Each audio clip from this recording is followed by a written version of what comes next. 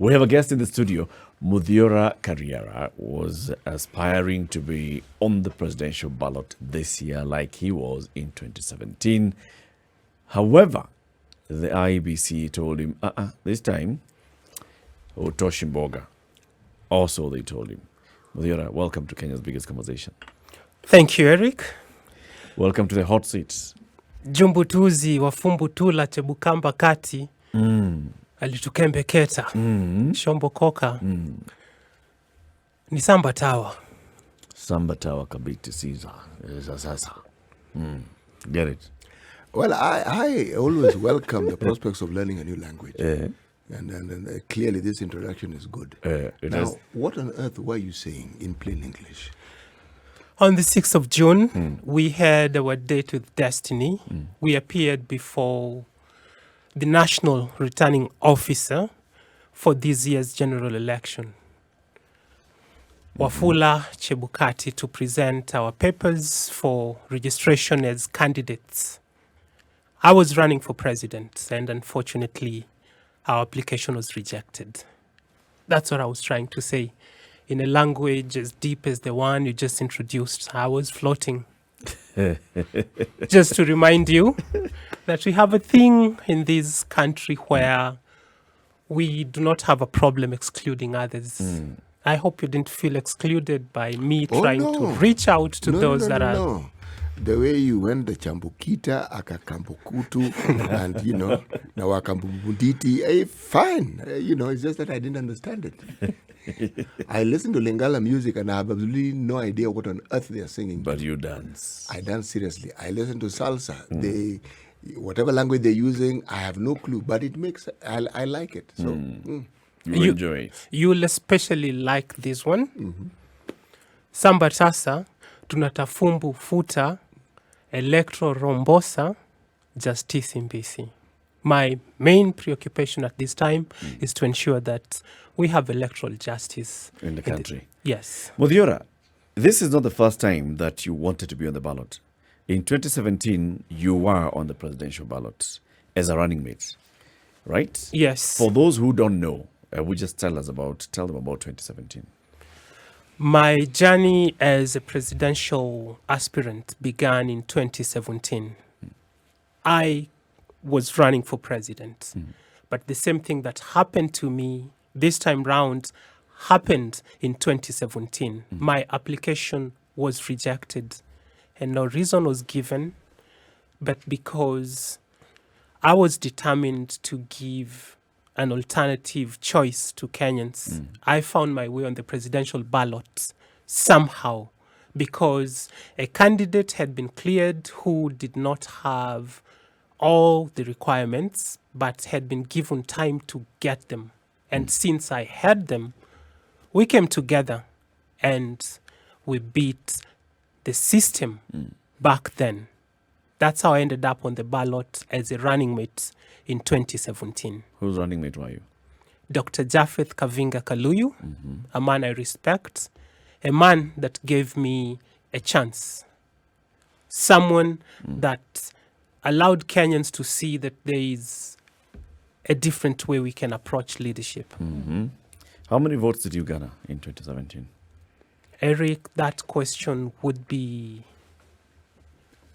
wrong to ask at this time. How many votes were declared in your favor in 2017? Well, we hold, or rather I hold, that as the Supreme Court declared that election invalid, the results of the same cannot be admissible in a serious forum such as this. Because when votes have been stolen from other candidates, ours were not locked up in a barrack somewhere or in a vault. They also got tampered with. But we did finish strong. We ran a strong race. And for that matter, we believe we're serious contenders and offer an alternative leadership for Kenya. So that introduces us to Muthiora Kariara. Who are you? Where do you come from? What do you do? Muthiora Kariara is a passionate patriot of Kenya, born in Migori County, Isebania. I have had opportunity to be a leader from when I was as young as 12 when my dad passed away. I went on to take up responsibilities along the way because at some point, to ensure that academic programs at the University of Nairobi ran uninterrupted, I offered myself for student leadership and vied to join the student organization of Nairobi University. And after my second attempt, I was successful. It was at the same time that Professor George Magoha, the current Cabinet Secretary for Education, was also starting as the Vice Chancellor. And for the first time in a whole academic year, we did run programs at the University of Nairobi without a strike. We gave ourselves to the job. We got it done. But clearly the system had been in so much debt. After our 1-year tenure, things somehow fell back to almost how they were. And out of the frustration that having given it so much and then things did not quite work out, I thought maybe this is not something meant for me. So I went back into building myself. I was at the time at my prime as a soccer player. I have played soccer, I'm a goalkeeper. So I went back and helped my team. Back then, the name was World Hope. It's now City Stars. It plays in the Kenya Premier League.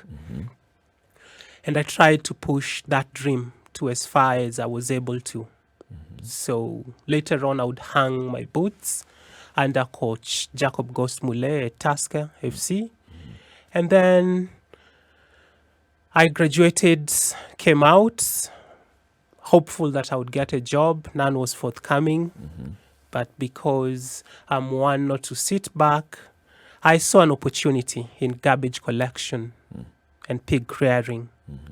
So I got a space in Kawangware, talked to the owners of the land. They listed to me. We put up a structure where we would bring the garbage collected from Nairobi Hospital along that whole road all the way to the end of Agwings Kodek, all the restaurants on that stretch. So we would collect their garbage, take it to Kawangware on hand cuts, sort it out, get pig's wheel, which would be feed for our pigs, and then recycle whatever else was there and forward whatever we didn't need to the official garbage site. So I did that until I had a chance in 2011 to play for Cooperative Bank in the Interbanks Championships. Remember, this was after I had hung my boots. But this was a corporate thing, so it did not require a lot of seriousness. And in the process, I helped the team get to the finals. And that's where Consolidated Bank, whom we were playing against in the finals, realized that I had potential. So they told me, there's no point in you being a mercenary on the other side. We can offer you a job since you're qualified. That's how my career in banking began. So you actually now got a job. Yes. You also, of course, you must have joined the team as well. Yes. So and you became Cooperative Bank's goalkeeper, and also you got a job. Yes, and during that first year after I joined Consolidated Bank, they were playing in the amateur league. It's called the Astral League. And we won it. And I won it amongst other accolades, but now as a banker. So that's how my corporate journey began. It built me, and I have never looked back. So whenever I get an opportunity, I give back to society. I engage with people. And fortunately, that's also where I came to realize that it doesn't matter how good a person you are in business if the system and environment in which you operate does not support your dream. Because at the bank, we interacted with lots of customers, and there's a level where when you arrive, if you're investing in the range of tens of millions, then government policy and who is in office really matters. So that's where I started to see the need of this dream I had left behind, because there is a ceiling that nobody talks about. That yes, below that level you can operate and freely do your things and think you're thriving until you reach that ceiling. And then you realize that you cannot do away with politics and leadership. Okay. So, I mean, you realized that there was something missing. What made you say that then you were going to go from the place when you were operating within the corporate sector and then say, I wanted to be part of those who make the decisions? Or am I wrong to say that something happened then, to say that you needed to be the one who would step into that position and take up the mantle? It happened after, like I said, my interaction with customers at the bank who would have these ideas about how to grow their business. But then, number one, there is the requirements for one to qualify for a loan facility. And once you even have the facility, when you go to the ground to do the business that you want to do, then there are the hurdles that have been erected by the environment, by the government, and then, of course, even the culture of the people. So I've always had this policy where if I'm in a space for more than 2 years and I'm not seeing my inputs turning out to be Impact? yes, I review and I move on. Okay. Have you ever been part of, apart from the stint you had as a leader in the university, have you ever been in any leadership of, say, in a union, a SACCO? Well, I was part of the Football Welfare Association of Kenya. Its formation, it's still in its fledgling stage, but that's as far as playing a key role in a union goes for me. I have been a leader in my community. We have the Nyumba Kumi initiative where I strongly feature and contribute. Besides that, after I finished my degree, I registered in the Chartered Financial Analyst program because my interest has always been in finance, and I've always wanted to be part of a body where I'm not just answerable to myself, but also to people in a profession, so together we can synergize. I hope. Have you ever considered that perhaps you ought to have tried your political, or you ought to have started your political journey with other positions, electoral positions, like, say, Member of Parliament, maybe Senate, maybe MCA, maybe Governor, before launching for the presidency? Yes, I have. And after giving it thoughts, the conclusion I arrived at every time, because to come out and run for president took a bit of time. I arrived at the conclusion that the only office, given our culture and the way things are set up, that offers the tools and instruments that would institute the socio-economic transformation that is required in Kenya is the office of president. In Kenya, we have a top-down system where, regardless of whatever great ideas you have, if you are at a lower level, your thoughts do not count for much because orders from above will always supersede whatever you think is the best course of action. And if you look at people who have tried that before, they start out when they are visionary, they mean well, but by the time the system is done with them, they are bitter.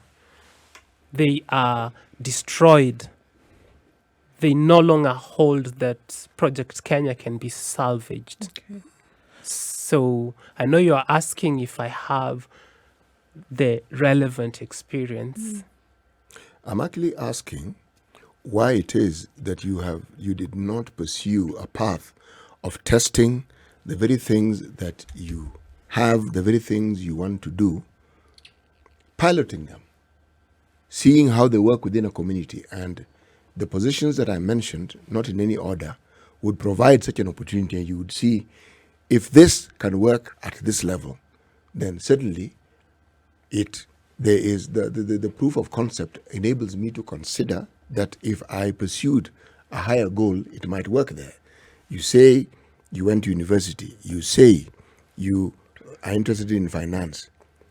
If somebody told you that they had finished their standard 8 class and they were pursuing a course in finance, Yes. what would you advise them?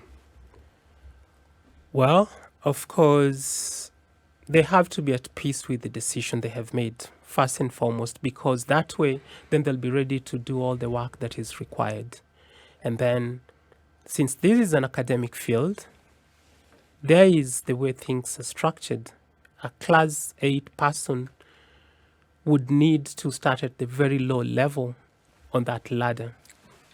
So maybe they would need to consider going back to school so they can have a Form 4 certificate. And if they do not pass well, then start at the KATC level and then move up the ladder. Now, fortunately for Kenya, in politics, our constitution does not place such a threshold. What it says is, if you have a degree, if you are a voter, you are qualified to run for president. And because I have those requirements checked, and because I believe, given the way things are, that Kenya does not have the luxury of time, the one place where people have not offered themselves competent people has been the office of the president. We have great people that have offered themselves for MCA, MP, senator positions, governor. But then you look at the presidency and you realize that it's a position that for a very long time has remained a mystery. People have shied away. So I thought if we can demystify that and it attracts more attention, more people, so it's not a preserve of a certain class because that class has let Kenya down since independence, then maybe the quality of leadership will improve. When we have a bigger pool, when you have more people to compare, then we have these ideas flying all over the place, and someday it will attract the right people and will make the right decision. I definitely hear you. What you're saying essentially is that it is a place where anybody should be allowed to then attempt. I definitely see that. Do you feel, however, that more Kenyans needed to know about you as an individual who was going to throw themselves also into this pool of people who are attempting the seat? Not just who you are, but what expertise you have, what experience you have at the same time, and then what you are offering to Kenyans about what you would then be able to execute on the seat. Do you feel that more Kenyans needed to know who you are? Yes, that is important. And I have made effort for Kenyans to know who I am through, for the last 5 years, an education program that we've been carrying out nationally to improve on the political education in our population. Like I said, I'm not new to Kenyans. When I played in the Premier League, we played in every important stadium in Kenya where people came to watch. And I started this when I was 18. So I've been here this long. Maybe then because I hadn't announced that I was running for president, but if we connect the dots backwards, you will see that I've been around. I have done things. It's just that they've not been thrown out there like for everyone else. They haven't been amplified. Yes. So yes, it's important for people to know who Muthiora Kariara is. And the fact that there is nothing negative about me out there having been around for so long is a good thing. But we must change our culture where most Kenyans have no problem with leaders whose history is tainted. So yes, it's important for them to know who I am, but it's also important for them to question why, even when they know a leader is not suitable, they still want them in those public offices. Let me ask the question, since you brought it up. Are you saying that the public ought to expect perfect leaders?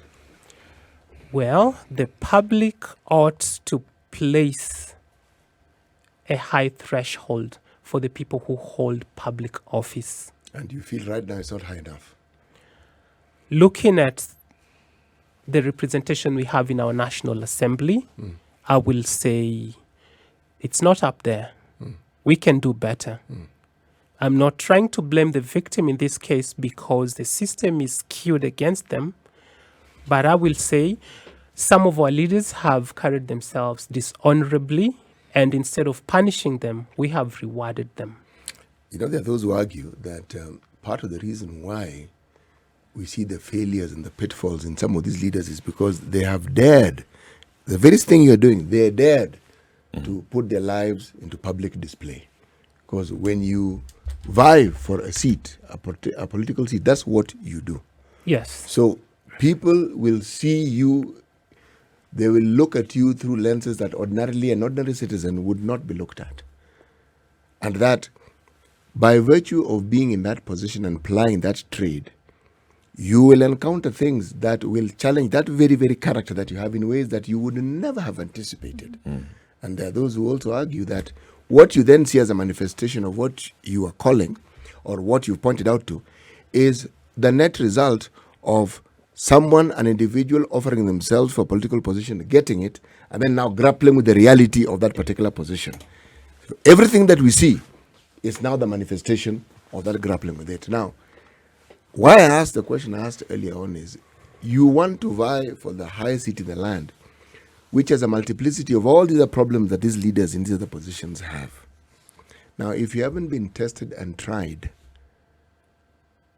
in any other political position, what makes you think that you will be able to weather the storms that others seem to have encountered and fallen by the wayside when they've encountered them?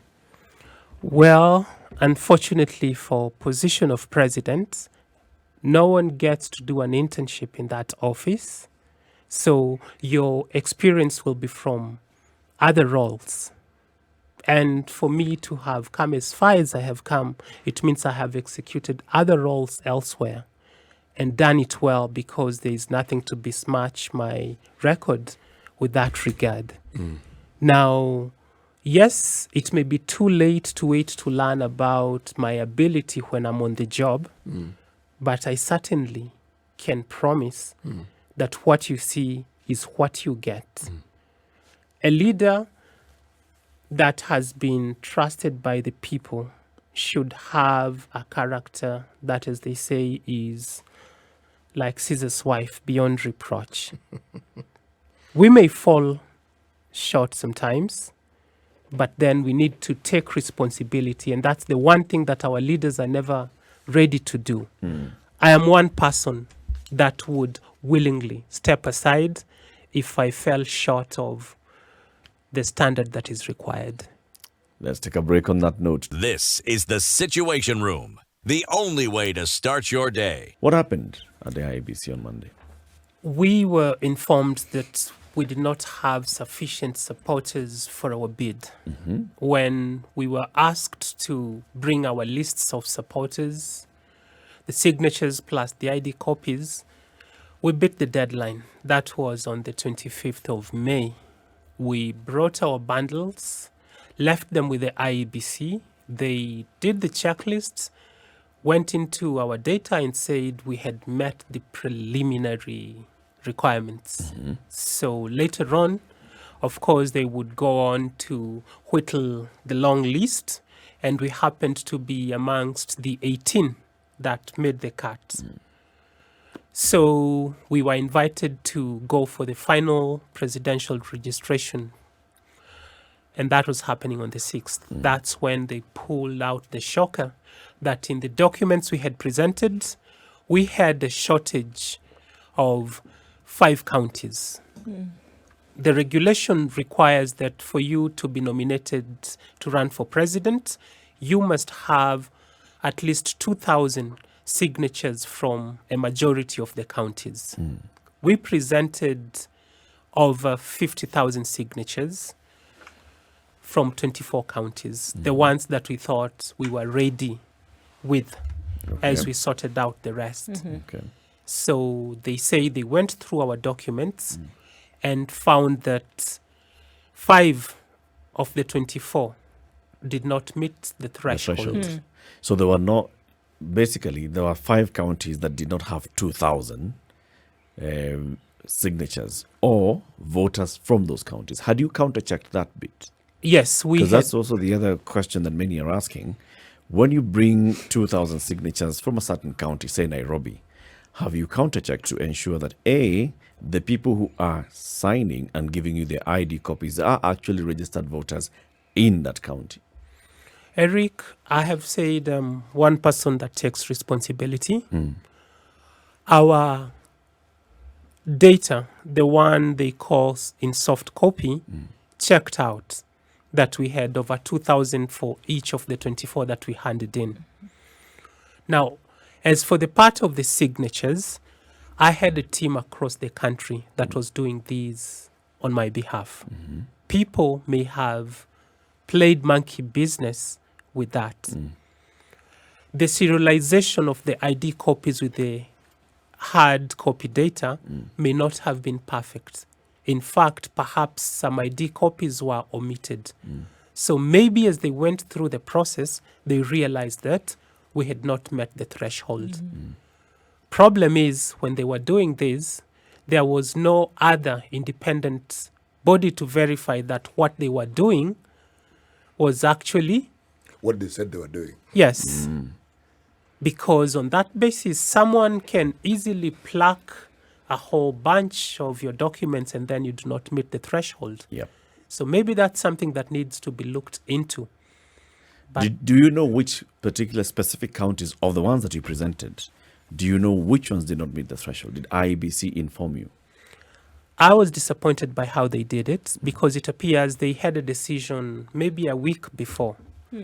The best thing they would have done is once they realize that you have not met the threshold and you still haven't appeared, they should have informed us in advance that the following counties did not meet the threshold. Can you do something about that?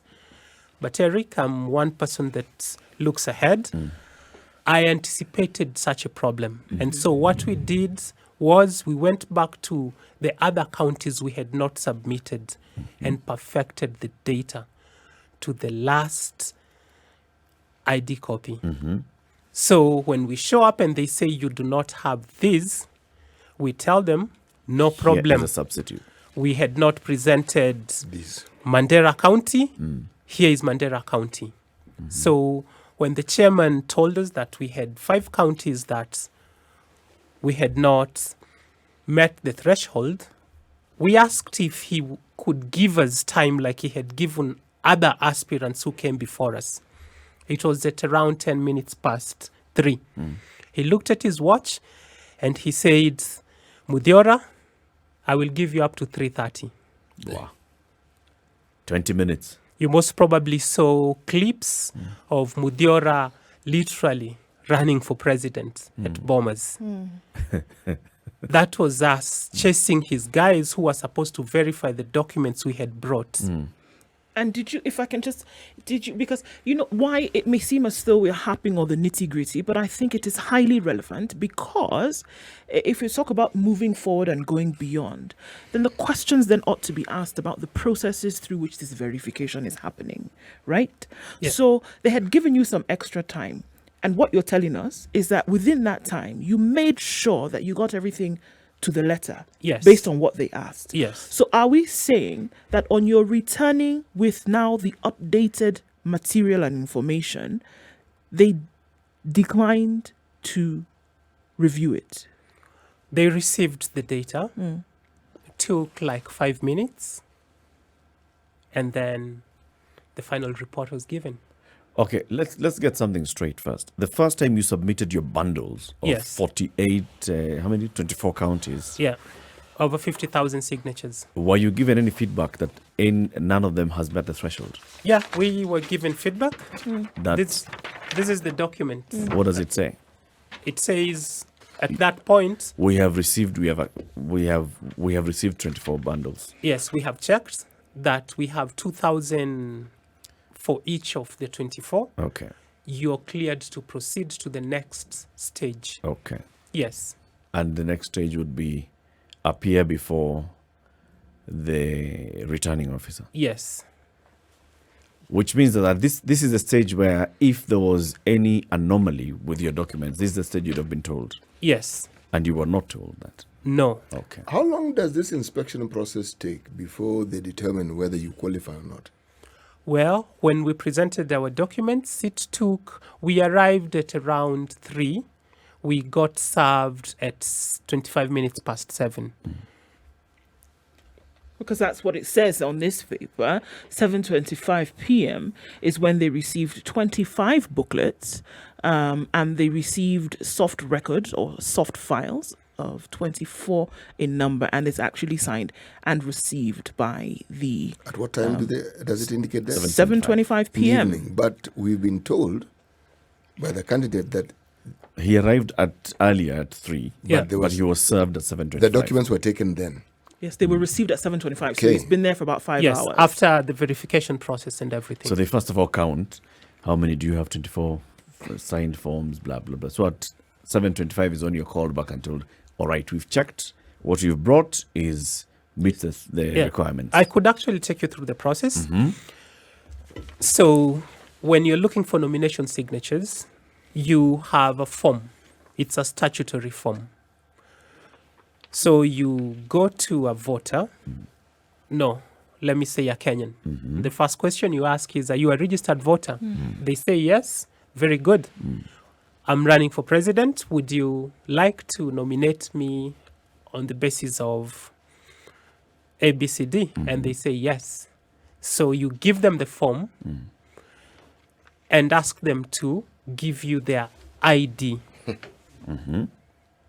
So they transfer their name, county, constituency, and then sign. Okay.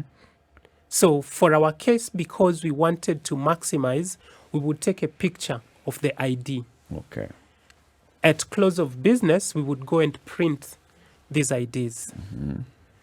So when you show up at Bombers, you have the hard copy Of with the form. names and the Yes. signatures. Yes. And then you've transferred the same data on an Excel sheet. Okay. So when the tally gets to 2,000, you say that county is done and dusted.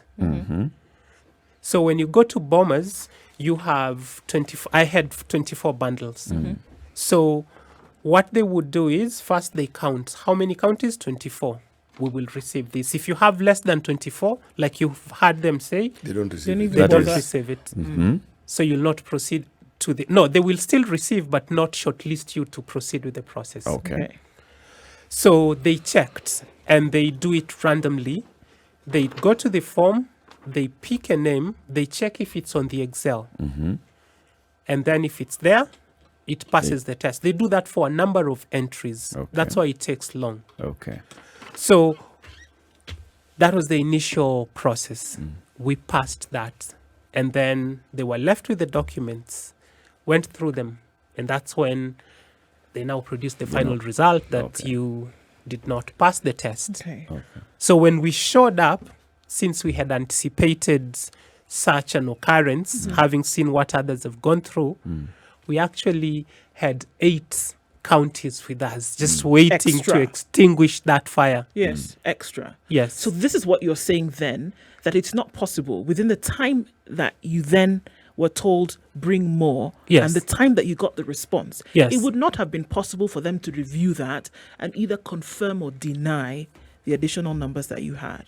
Correct. That's what you're saying. Yes. Okay. And I'm going to stick on this because, I do think that it is important. The reasons that you were given, which when you received that letter that we've seen others, the reasons that you were given as to why then you would not be certified for nomination, did they make sense to you? They do not. They do not. And especially because our constitution is very clear as to the nomination process. It says you need to get nominated by 2,000 people from a majority of the counties. Which you All did. these other formalities are additional things we've put there. So the commission is now concerning itself with clerical tasks to eliminate aspirants instead of fidelity to the law and constitution. Is it not in any piece of legislation, the issue of ID copies? Now, I would say that is complementary because our constitution is supreme. It says 2,000 signatures. Yeah. But legislation is enacted to support and give life clarity. to the Constitution. But so if- when the Elections Act says that you shall have the same things, 2,000 nominators from a majority of the counties, and then it goes further to say, those 2,000, how shall we identify them? We shall identify them by, A, their IDs, and 2, by having physical copy of the ID. Is there anything wrong with that? Is it unconstitutional? Eric, when a law serves to discriminate, that law is not worth the paper it's written on. The spirit is wrong. I have told you that we would have to print the copies.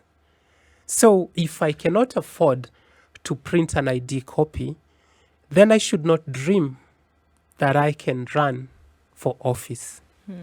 That's discriminatory. So it's an impediment that has been put there deliberately to limit those that would wish to offer themselves up for office. Why would you be unable to photocopy an ID? Because like Lack of technology or what? Now, shock on you, Eric. In this very modern era where we've embraced technology, we had even suggested to the commission to allow for us to submit electronic copies of the IDs. And they said no. So you tell me we are in an era where we do not want to cut trees. In fact, we are saying we want to run a green economy, and yet somehow we cannot.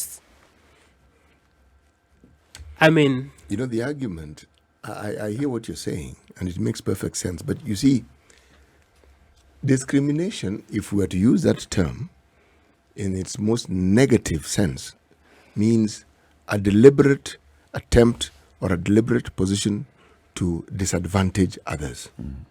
But look at our examination system, it's discriminatory. yes. If you don't pass beyond this, you don't move to the next stage. And at every stage, if you don't pass this, you don't move to the next. If you don't get a degree with this segmentation, you cannot do a master's. It's always this. It isn't discriminatory in the most negative way all the time.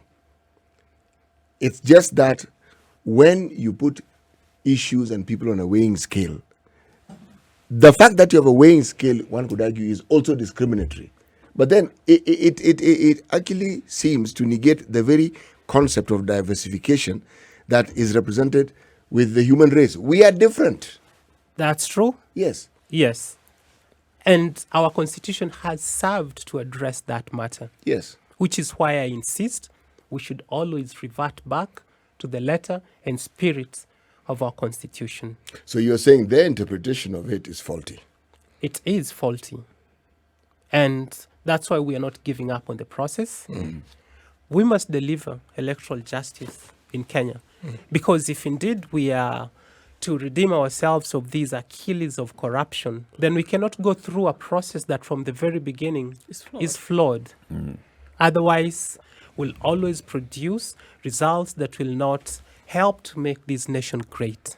There's a document you showed us where they wrote down the reasons why it is Yes. you are disqualified. Yes. And you said there were two. Okay, the first time when they first communicated to you. Yes. I want to You hear could actually call it my report form. Yes, in this report form. Yes. Read the first term report form, then the second term. Yes. Term one. Uh-huh. The conclusion was application for registration rejected due to number one, insufficient supporters. Number two, insufficient identification documents to support the list of supporters. Number three, running mate electoral code of conduct not provided, signed by the IEBC chair, Wafula Chebukati. All right. And then why did you get a second term report? Because the terms they had said they had used to reject our application were reviewed Yes. during our resubmission. Okay. Yes. So after reviewing, now they gave just one reason. And my question has been, why were they in a hurry to dismiss us? The ideal situation would have been, here we are. Do you have all this before we start this Before we- process? Okay. What was the second reason? Well, now the second report, which now holds, is that application resubmitted and found invalid as to supporters short. The application for registration is invalid.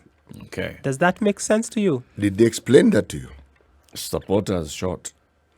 Yes. You still did not meet the supporters threshold. That's what they say. That's what it says here. Okay. And there was no time. So they didn't have time to re-verify the extra counties that you brought in. No, they did not. And that was on them, not you. Not me. People were given a week. Others were given 2 days, You were given? 20 minutes. You came on the final day, and so they claim that we have to finish today. Yes. And that's the problem we have with this commission. That because we say we do not have anyone else to run our elections, we must be confident in the work they are doing. I've been a believer of that narrative, but now I'm not. I'm sorry. If we expect proper results, the process has to be right. So I will no longer sit back and wait for garbage to be produced out of garbage when I can change the input. Let us focus on changing the input. So the issue here mainly is process.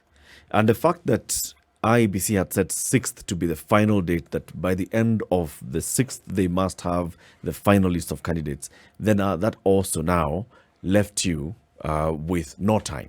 Yes. That was a disadvantage to you, to the 3 candidates who appeared on the day. And do not look at just us. Look at the thousands of Kenyans Who in supported you. support of our candidature. Yeah. Look at the Kenyan dream. Eric, it's IEBC. It's supposed to be independent. Yep. In their independent execution of their duties, them being lawyers, or at least majority of them having that kind of a background, The chairman certainly is a lawyer. yes, it should be obvious to them that you cannot hide behind words. You cannot say that since you're coming on the last day, you will not have as much time as others have had to perfect their documents. You'd have even given it an extra day, which you would have even said, I mean, from what you're saying, you would have added a couple of days to this thing. Who's to say that, the 6th or the 6th of June or the 5th of June was cast in stone? If you're seeing that more of this is coming in, if you had agreed and given others some 48 hours to get their ducks in a row, why not extend the date by a couple of days? Why not do that? That has been our concern. But unfortunately, what they do is they mumble up the legal stuff. They quote the law without hesitation. I hope you saw how they threw an essay at the concerns that have been raised by our other competitors, when in fact the problems are still not addressed. So we're saying something has to give. What are you doing next in 30 seconds? What are your next steps?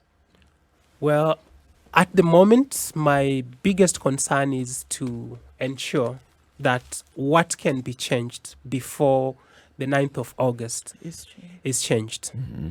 Number one, the Commission's attitude has been contemptuous. They hold this position in trust on behalf of the Kenyan people. Our electoral process is so sensitive and important that we cannot afford to miss a step. I'm talking to partners, and in fact, one of my mentors, Professor Wajakoya, called me because he thought that my statement that maybe the ballot is not the way to bring the change we need to see in Kenya needs to be reviewed further. Maybe there is still another way. So, To institute change. yes, so I'm talking to other like-minded people, and soon we'll be coming out with a final position as to how we are going to approach this. But Muthiora Kariara is not offering himself up for any elective position going forward until we have entrenched electoral justice in Kenya. Muthiora, thank you very much, and we wish you all the best. Thank you. Muthiora Kariara was a presidential aspirant for this election, was not cleared by the IEBC.